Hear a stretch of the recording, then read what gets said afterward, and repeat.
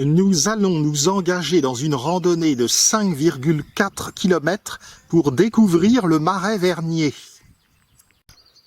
Nous sommes dans le nord du département de l'Eure, à proximité de la Seine-Maritime. Là-bas, le pont de Tancarville enjambe la Seine et il sépare justement l'Eure de la Seine-Maritime. Depuis 1959. Le Marais Vernier est un site naturel. C'est la plus grande tourbière de France. Mais le Marais Vernier est également le nom d'un des 7 villages sur lesquels il s'étale. Voici l'église du Marais Vernier village.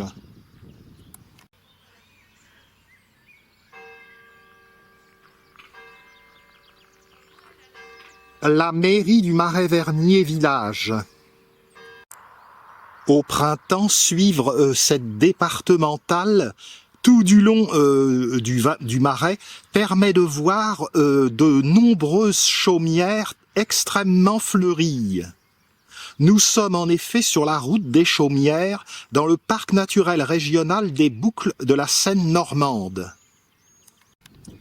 Et précisément, nous allons avoir un échantillon des chaumières du Marais. Le circuit, c'est par ici.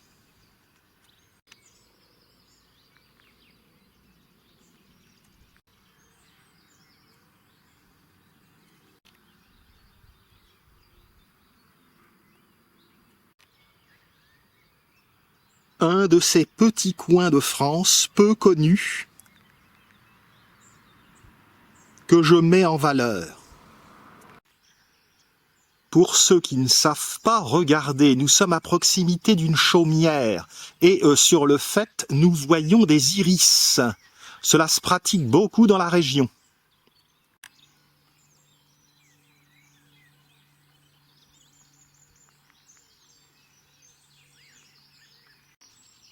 Sur ma chaîne YouTube, vous pourrez trouver un échantillonnage de films sur l'endroit qui est tout de même assez étendu. Vous apercevez des coteaux là-bas. Autrefois, la Seine passait au pied de ces coteaux. Son cours a dévié et maintenant, le pont de Tancarville enjambe son nouveau cours qui est plus au nord.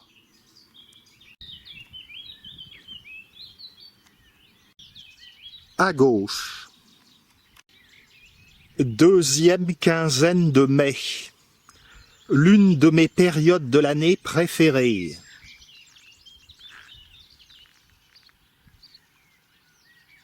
Et qui annonce la lumière de juin que j'aime tant. Une invasion de renonculacées. Nous avons ici un échantillonnage de ce que vous pouvez voir en Haute-Normandie. Tondeuse locale.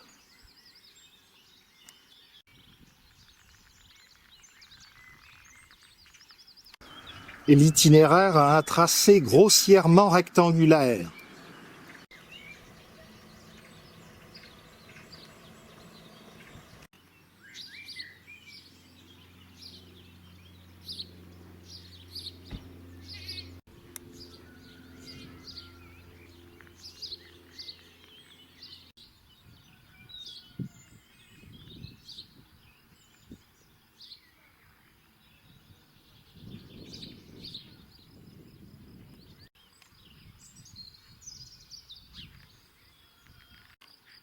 Je n'ai jamais eu l'occasion de visiter l'intérieur de l'église du Marais Vernier.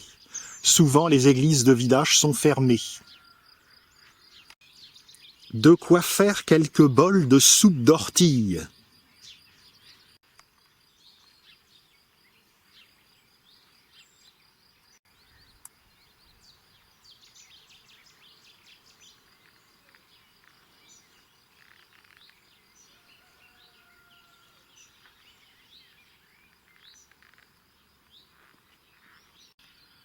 Entre ces pans de bois, cette remise comporte du torchis, une matière qui est faite à partir de paille.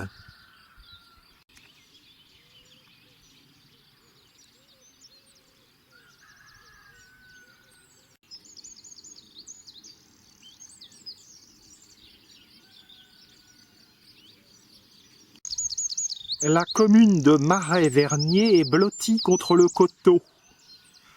Un coteau qui se prolonge jusqu'à la pointe de la Roque, d'où l'on a une vue magnifique sur le pont de Tancarville et la vallée de la Basse-Seine.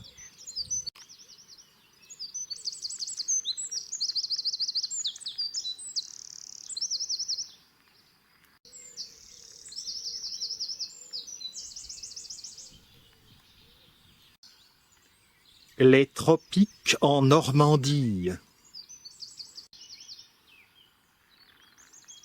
Je poursuis vers le nord.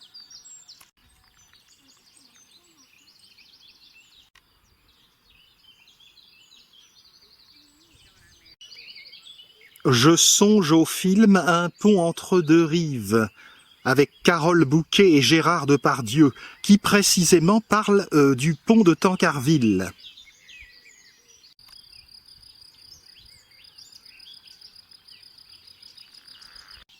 Ici, le torchis repose sur un soubassement de pierre.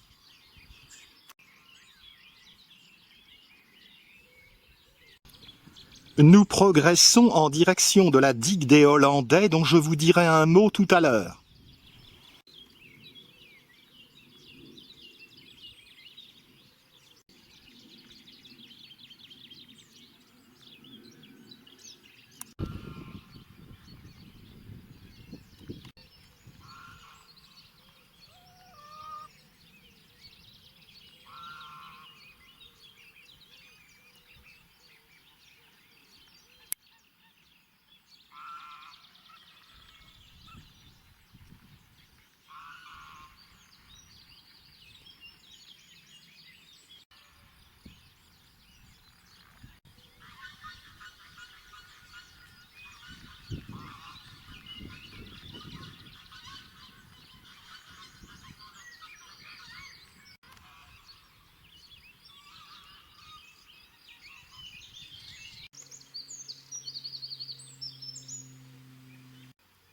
Un châtaignier qui va bientôt fleurir.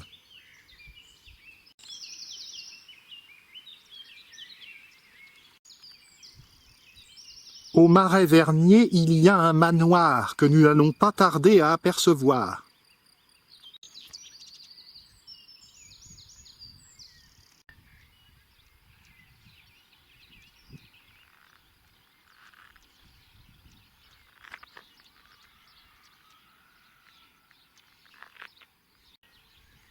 Comme je vous l'ai dit, le Marais-Vernier est assez grand. Et à un endroit, il y a une grande mare.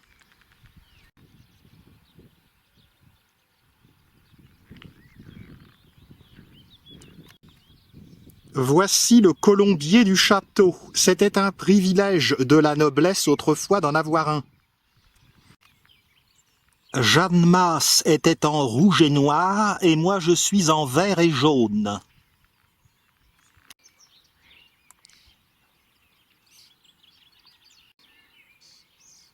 D'où je viens, où je vais, quartier du château. Parmi les autres villages du Marais-Vernier, Sainte-Opportune-la-Mare, Bouquelon. Il y en a 7 au total. Quant à Marais-Vernier village, il se situe à 7 km du pont de Tancarville. Derrière le pont, en Seine-Maritime, nous voyons le coteau qui monte sur le plateau Cauchois. À l'inverse, au sud, dans l'Eure, le coteau monte sur un autre plateau, le Roumois, qui s'étend de la vallée de la Seine à la vallée de la Rille. Une vue sur le manoir et ses bâtiments. Et encore une mini-chaumière au toit d'iris, la route des chaumières n'a pas volé son nom.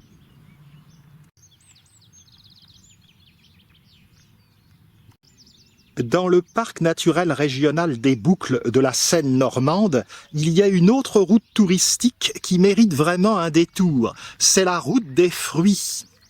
Des particuliers mettent des étalages sur la route, sur le bord de route, pour proposer leur production locale. des cerises, des abricots, des pommes.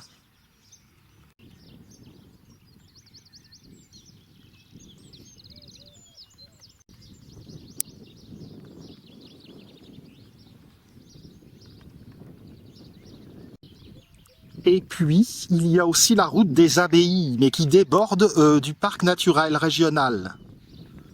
Ici, on a l'abbaye de Jumièges, qui est en ruine, de belles ruines. L'abbaye de Saint-Vendry-Rançon également. L'abbaye Saint-Georges de Bocherville à Saint-Martin de Bocherville.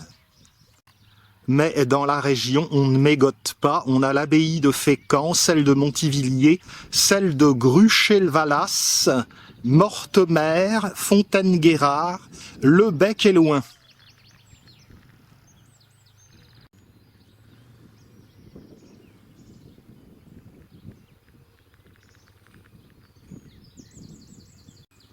Si vous passez dans le coin, je vous recommande cet opuscule des éditions Chamina. La promenade que je fais y est recensée. On la trouve dans d'autres opuscules également.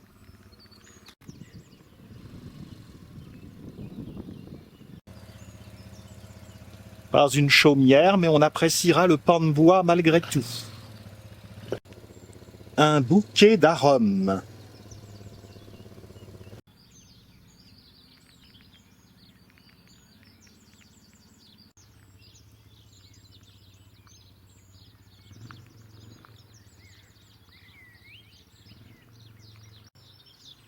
Nous n'allons pas tarder à atteindre la digue des Hollandais. Fin mai, les euphorbes ont fini leur floraison. Et ça sent la fin également pour les céanotes. Allez, on les retrouvera l'année prochaine.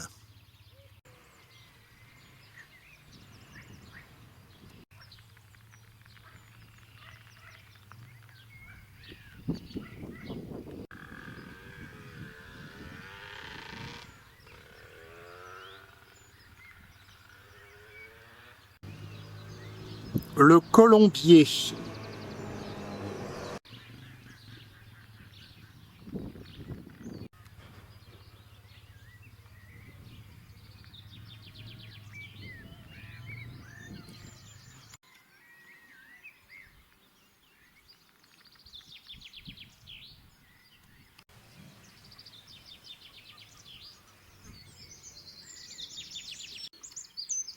Les bâtiments du manoir ont été élevés dans la seconde moitié du XVIIe siècle. Outre le manoir et le colombier, il y a également une grange, une étable et également un pressoir à cidre. C'est que nous sommes en Normandie. La première de la saison que j'observe, une digitale pourpre. Digitalis purpurea. Cette Scrofulariacée possède des propriétés cardiotoniques, mais c'est également un poison mortel, mal dosé. Les substances présentes dans les graines et dans les feuilles de cette plante, donc comme je vous l'ai dit, tonicardiaque, cardiotonique, en fait servent à lutter contre l'insuffisance cardiaque. C'est-à-dire quand le cœur n'a pas assez de force pour propulser le sang. Ces substances que l'on appelle les digitaliques, du nom de la digitale pourpre, ont un index thérapeutique étroit. Qu'est-ce que ça veut dire ? Eh bien, ça veut dire qu'il faut faire extrêmement attention dans le dosage, parce que la dose thérapeutique est rapprochée de la dose toxique, potentiellement mortelle. Donc gaffe. J'aperçois les animaux là-bas, mais je ne vais peut-être pas aller les déranger pour leur demander ce qu'elles pensent de la politique agricole commune.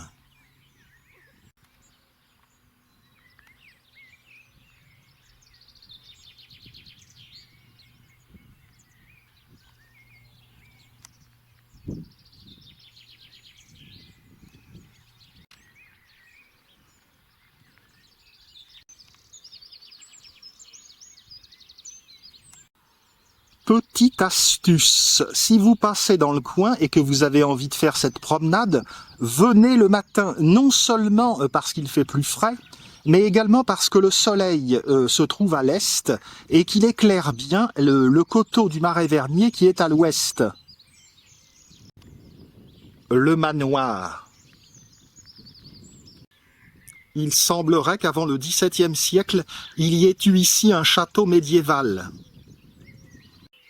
Nous arrivons au bout d'Aval, lieu-dit qui marque la limite nord du circuit.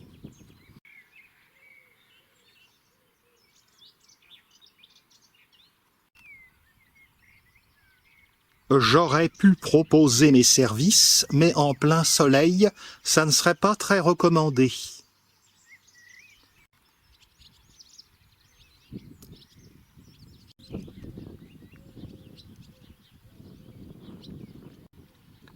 Parvenu au stop, on doit tourner sur la droite, pendant 180 mètres, jusqu'à la digue des Hollandais. Ce chemin que j'ai emprunté était le chemin du roi. Cette route mène au pont de Tancarville, mais elle n'est pas très fréquentée, heureusement.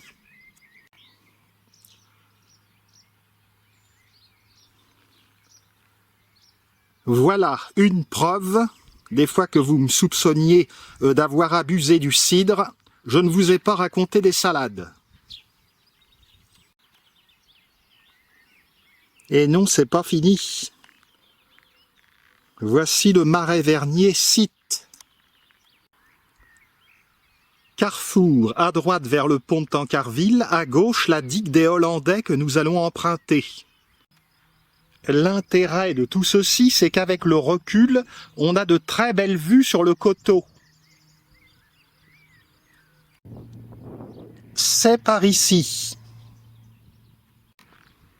La digue des Hollandais que nous allons voir a été construite justement par des Hollandais à partir de 1599, à la demande du bon roi Henri IV, qui voulait assécher donc tous ces marais.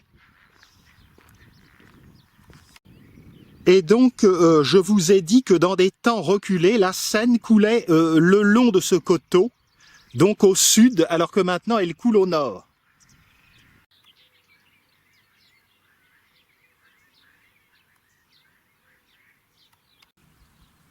La tourbière du Marais Vernier s'étend sur 4500 hectares. La digue des Hollandais est toute proche.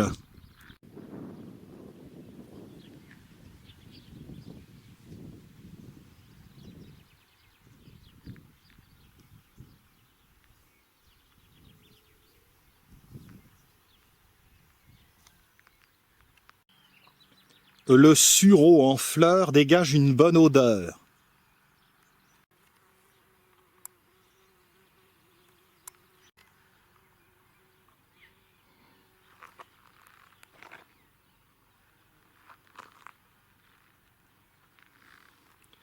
Belle vue sur le pont de Tancarville.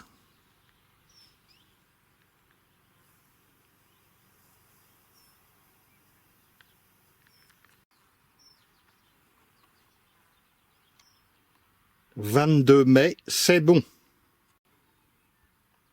Il vaut mieux être mince pour pouvoir passer. »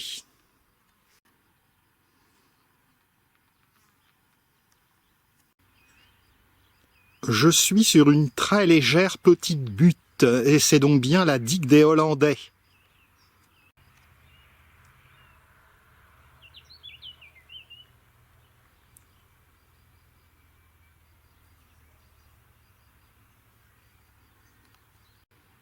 Par chance, la digue est ombragée, et c'est heureux, car le soleil commence à cogner alors qu'il est midi. Donc, voyez, nous sommes un peu au-dessus du champ. Le trèfle rouge, à utiliser en association avec la sauge contre les bouffées de chaleur des femmes à la ménopause.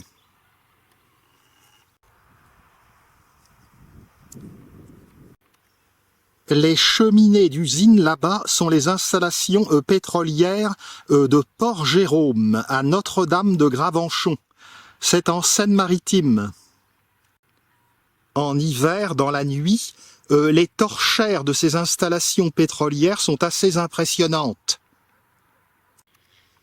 En face de Port-Jérôme, de l'autre côté de la Seine et donc dans le département de l'Eure, on ne le voit pas ici, il y a un village, Quillebeuf-sur-Seine. Le parcours en est très intéressant. Le coteau du Marais Vernier se développe au nord jusqu'à la pointe de la Roque.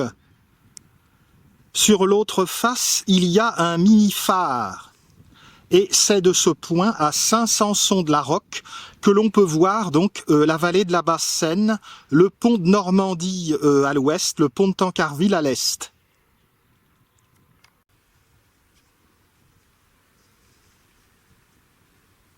Ce passage est décidément agréablement frais. Ces bovidés vaquent à leurs occupations ordinaires. Et vaquer pour un bovidé, c'est tout de même assez normal, qu'en pensez-vous? J'attire votre attention sur le patois normand qui n'est plus guère utilisé en Normandie, où une vache s'appelait une vaque.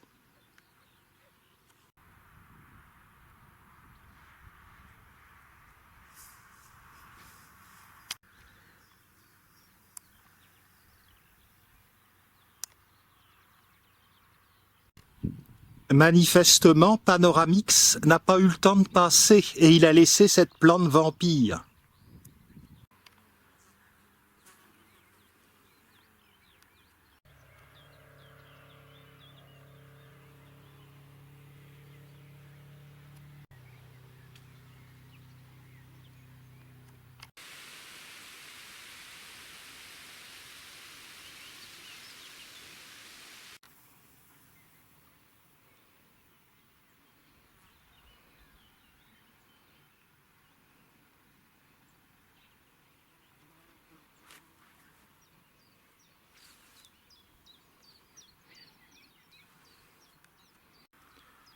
Nous arrivons en vue d'une mare et après il va falloir tourner sur la droite.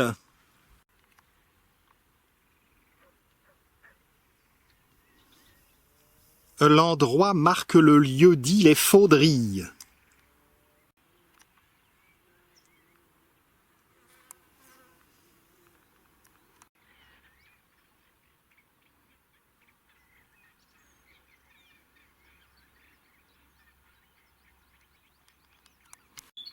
Nous sommes arrivés au bout de la digue des Hollandais et on tourne à droite.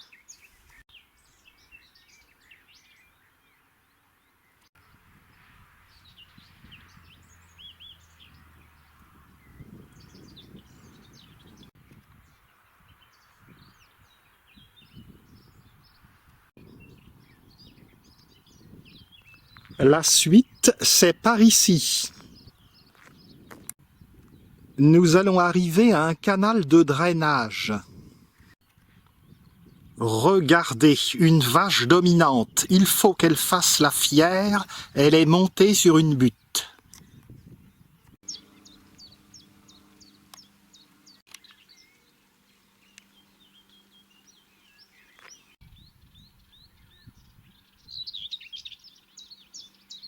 C'est par là.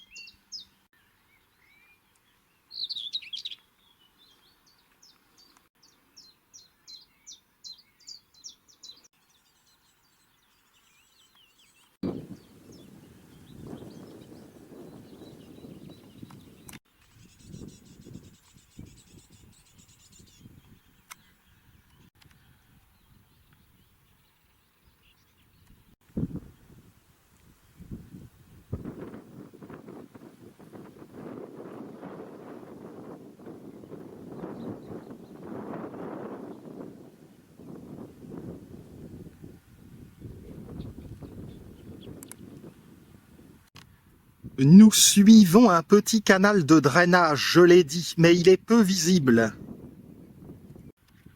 Les iris d'eau témoignent de sa présence.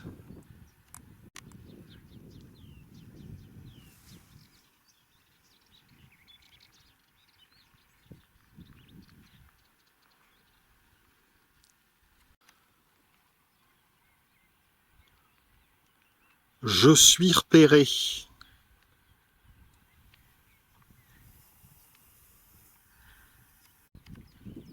Elles ont au moins le mérite de ne pas aboyer.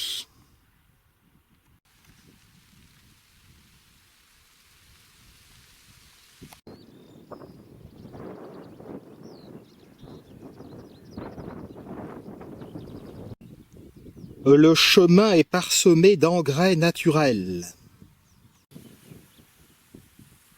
Ici, on voit bien le petit canal.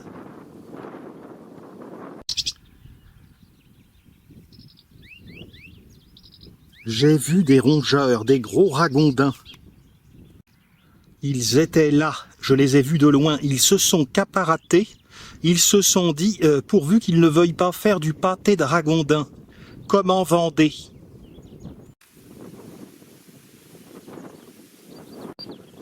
J'aurais voulu vous les montrer, mais bernique.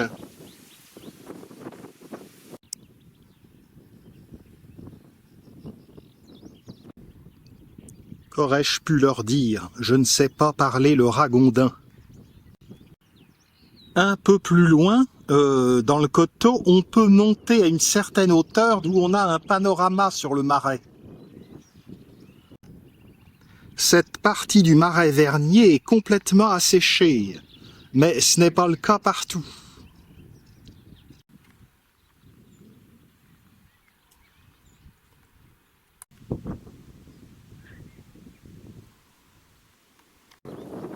Je suis en vis-à-vis de l'église du marais Vernier et donc j'approche du terme de la randonnée. Serait-ce un éléphant qui a fait ce gros popo? J'hésite à l'affirmer car on signale peu souvent un passage de pachyderme dans le coin.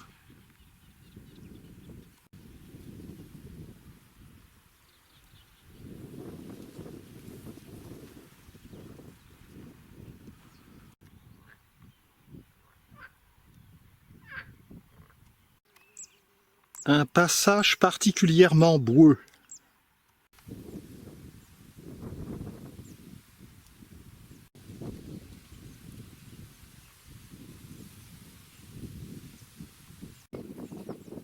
Qu'on soude. Regardez un peu l'état du chemin. On croirait qu'il a été labouré. Heureusement, il n'est pas trop humide, malgré la présence toute proche du canal. J'ai parlé trop vite. Et il n'est pas possible de passer à droite ou à gauche. Une variété rouquine qui tranche bien avec le vert.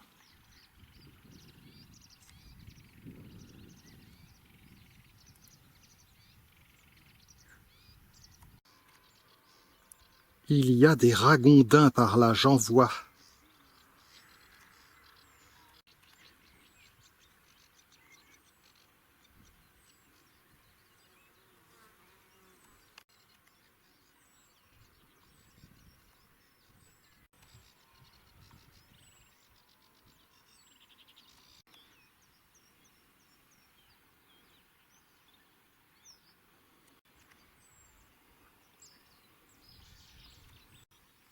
Nous arrivons à la pointe sud du circuit. Nous allons tourner sur la droite pour réintégrer le village.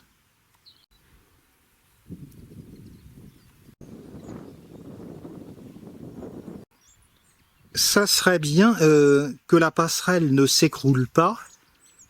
C'est sûr que j'ai besoin de nettoyer mes chaussures, mais ce sera à la maison. Obstacle correctement franchi. Les derniers mètres. Cette route goudronnée porte le nom de chaussée Violette.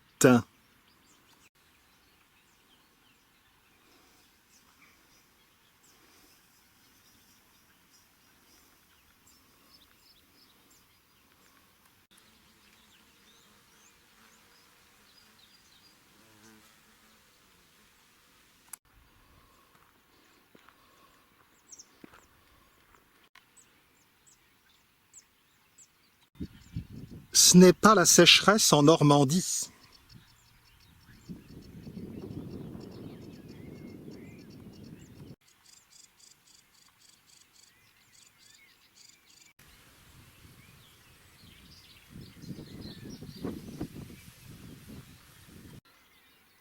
Une belle rando à faire au printemps ou en été, mais tout de même avec ce désagrément, le risque de se faire embourber. Donc prévoyez des chaussures adaptées. Ne faites pas comme j'ai fait.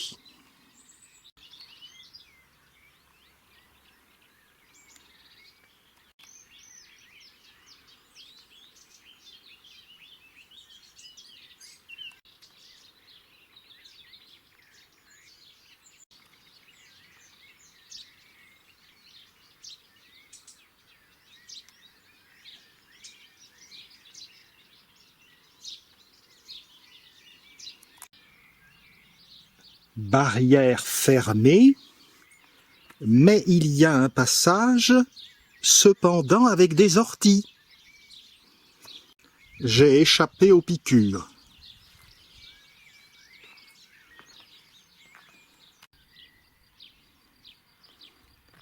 On revient au point de départ par ici.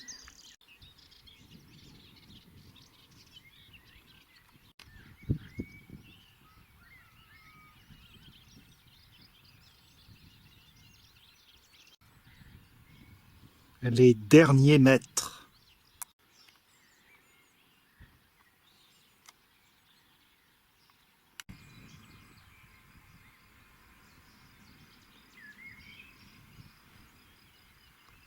Ça me fait penser à une émission d'Arte d'autrefois, Campagne de rêve.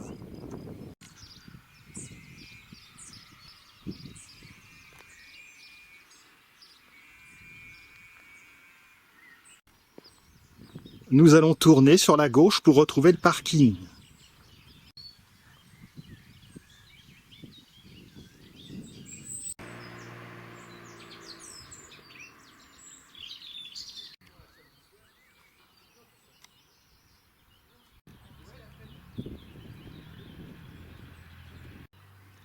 Clap de fin pour cette très belle randonnée, sentier découverte du Marais Vernier, 5,4 km. À très bientôt.